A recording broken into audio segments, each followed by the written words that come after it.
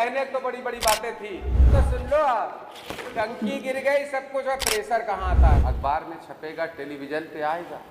अब अखबार में छपेगा, टेलीविजन पर आएगा, लेकिन हकीकत क्या है भैया? बजट से क्या मिल रहा है बाराबंकी की जनता का? इस पर चर्चा कर ली जाए। और का बढ़िया विधायक जी बोलते हैं तो बहुत कायदे से बोलते हैं कि खाली बखदा महिमा मंडल करे से भैया तारीफ करे से काम नहीं चली है, कम से कम मुद्दे पर भी तो बात करो। और देखा तो इनका नाम धर्मराज सिंह उर्फ सुरेश यादव है, और धर्मराज जब बोलती हैं तो बहुत कायदे से बोलती हैं, शेर की तरह दहाड़ती हैं, और बाराबंकी के तमाम मुद्दे का उठावे काम करती हैं। पानी की टंकी हो, सड़क हो या अस्पताल हो, सारे मुद्दे पर बात करती हैं। तनिक सुनो भैया विधायक जी का मुद्दा उठावती है, वो का बहुत कायदे से बोलती है, और यहू कहते हैं कि देखो भैया जब समाजवादी पार्टी की सरकार रहा है तो दिल पर जरा हाथ रखो और जरा सोचो और महसूस करो और याद करो कि की मदद नहीं करी अखिलेश यादव जी। का बेहतर सुनो भैया, सुनो विधायक जी बहुत कुछ बोलती हैं। का से श्री धर्मराज सिंह यादव जी।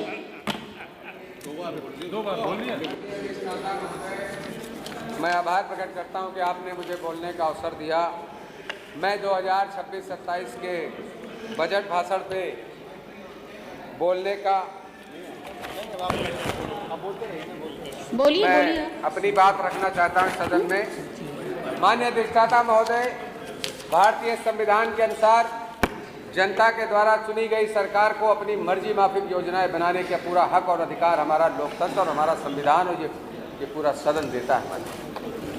भारतीय जनता पार्टी के तमाम हमारे साथी हैं, वो अपने मुख्यमंत्री जी से अपनी सरकार से कोई बात नहीं करते, पहले तो करते हैं तारीफ, ये हो गया, वो हो गया, वो हो गया, और बाद में इतनी लंबी फहरिस्त आपके माध्यम से सदन के पटल पे बताते, हमारा एक और नोट कर लीजिए, हमारे क्षेत्र की बात नोट कर लीजिए।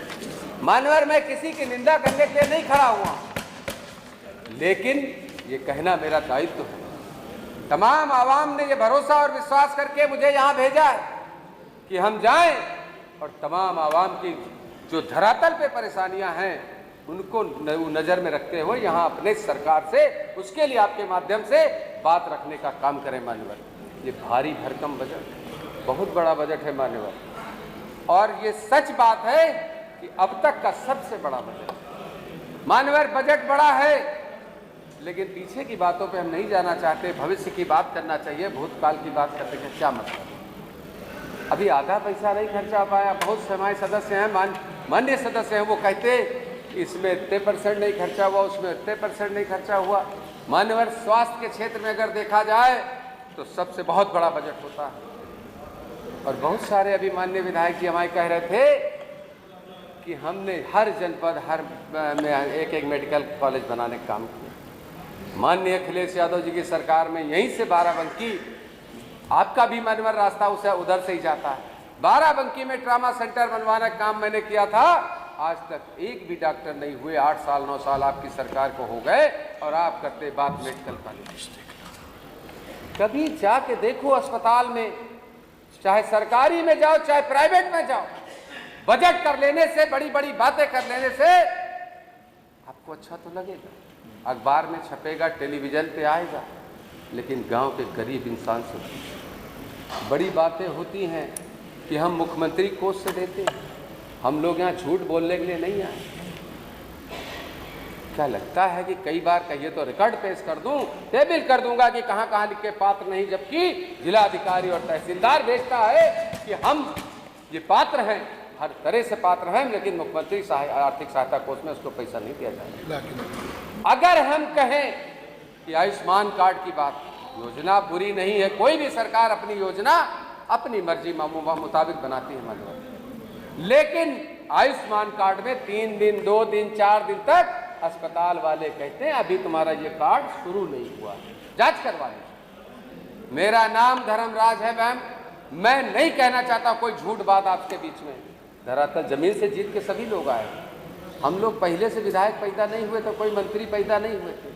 सबको मौका वही 16-17 के पहले, 16-17 के पहले की अगर बात की जाए तो जो लोग हम 12 में यहाँ विधायक चुन के आए थे, माननीय अखिलेश यादव जी की सरकार में विधायक थे, जो लोग 47-46 जो लोग यहाँ विधायक थे आज बड़े बड़े पदों पर बैठे। इनका काम माननीय अखिलेश यादव जी ने नहीं किया, जिस आत्मा पे हाथ रख के लोग बताने का काम करें।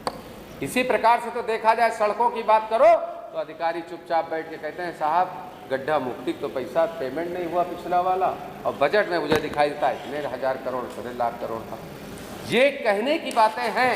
तमाम आवाम लाइन लगा लगा के अस्पतालों में परेशान है, सड़कों की हालत खस्ता है, और आपके ही सत्ता पक्ष के ही विधायक ने कहा था कि इसी बजट भाषण में कहा था रिकॉर्ड में होगा। आप देख लीजिए अधिष्ठाता महोदय कि ये दूसरे विभाग की सड़क है, तीसरे विभाग की सड़क है, तो अनुरोध किया था कि उसको मर्ज कर लिया जाए, पीडब्ल्यूडी में देने का काम कर लिया जाए। बहुत सी ऐसी सड़कें हैं। मंडी की सड़कों का क्या हाल होगा, क्या हाल है? 8-8, 7-7 साल से मंडी की सड़कें रिपेयर नहीं हुई है।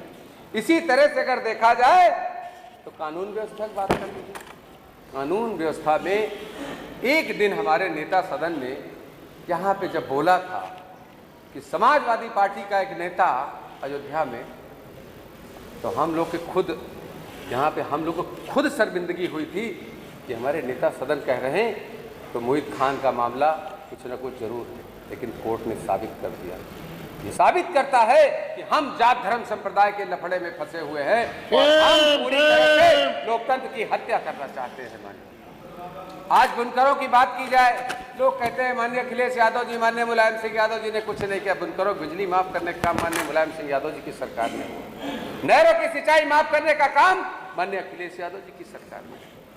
कल्याण सिंह कैंसर इंस्टीट्यूट जैसे, जिसका नाम आपने बदल के रख लिया, ऐसे इंस्टीट्यूट बनाने का काम किया। उपकरण नहीं है महंगा, उपकरण भी है तो उसको लगाने वाला हुआ, चलाने वाले डॉक्टर ने अच्छी दवाएं नहीं। जो जाता है वो जानता है।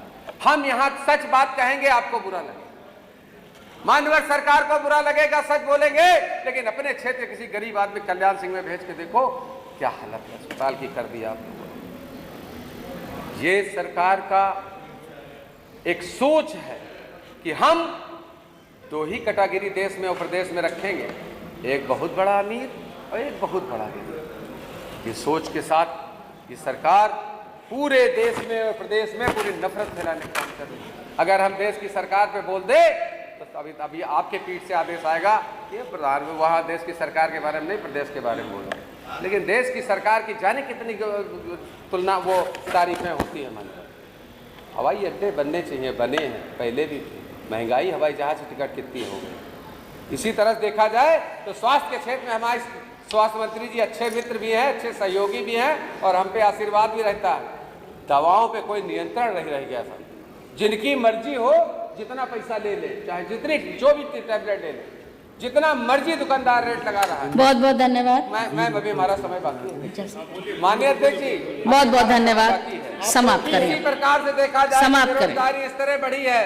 अब यूनिवर्सिटी बनाने का काम कर रही सरकार, लेकिन विश्वास खत्म हुआ। जिनके जिनके डिग्री कॉलेज उधर के भी लोगों के पास होंगे, इधर के लोगों के पास भी होंगे, उनमें बच्चों ने एडमिशन लेना डिग्री सेक्शन में कम कर दिया, BA MA इत्यादि में। इसलिए जी धन्यवाद, धन्यवाद। मेरा 7 मिनट समय आप सबको। 7 मिनट पूरा हो गया, देखिए ना। अच्छा 1 मिनट दे दीजिए। माननीय अधिष्ठाता महोदय, एक सेकंड आपसे केवल इतना कहना चाहते हैं, कहने तो बड़ी बड़ी बातें थी, लेकिन अगर वो बाद वाला शेर पढ़ दीजिए जल्दी से, बस प्लीज तो बस खत्म करिए प्लीज। सबको घर जाना। सब लोग कहते हैं टंकी बन गई, गिर गई, वो गिर गई। चलिए ठीक है, गिर गई, मानते हैं, टेक्निकल फॉल्ट है, उसमें किसी सरकार धन्यवाद नहीं। लेकिन पूरी बात तो सुन लो आप। टंकी गिर गई, सब कुछ, और प्रेशर कहाँ आता है? माननीय ये कहाँ शेर है कि हमारे यहाँ। चलो धन्यवाद, धन्यवाद, बहुत बहुत धन्यवाद। अब अपने बाराबंकी के सदर विधायक सुरेश सदो जी सरकार का आईना दिखावे काम करी है। वो का बाकी तुम्हारी कार कमेंट करो। हमका फेसबुक इंस्टाग्राम पर शिवम सिंह भैया जिला पेज होकर जाकर के फॉलो कर लो का फॉलो कर लिया।